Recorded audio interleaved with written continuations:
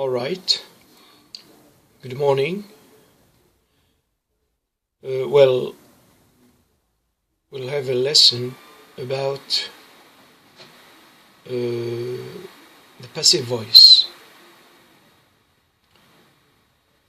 as opposed to the passive voice. We speak of the active voice. But what's the difference between active and passive voice or voices? In fact, we use the passive voice for two reasons. Either we don't know, because we don't know the doer of the action, who does the action, and we ignore the doer of the action, so we insist on the action itself. We mention the action itself because we don't know the doer of the action. Or we know the doer of the action, but we don't give it importance. We neglect speaking about the doer of the action, as the action is more important than who does it.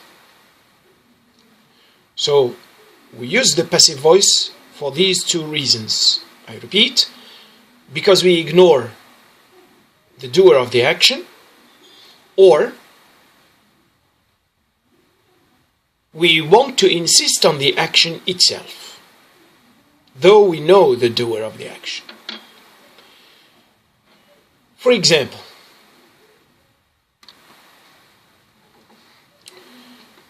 I enter the house, and before leaving I let the milk in the fridge. But when I come back,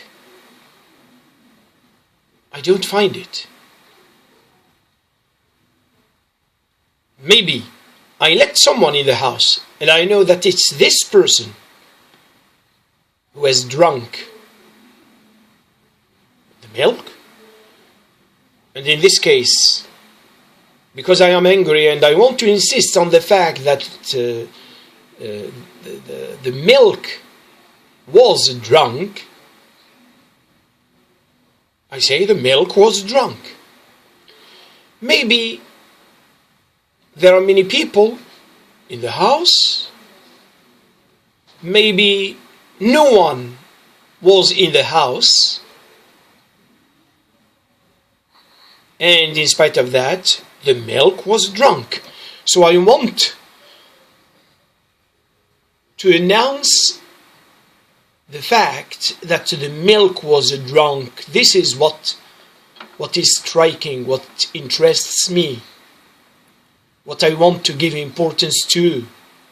And the action is itself. The milk was drunk because someone drank it.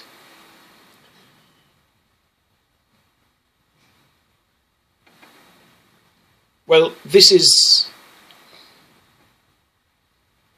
a brief introduction to what the passive form, what the passive voice is.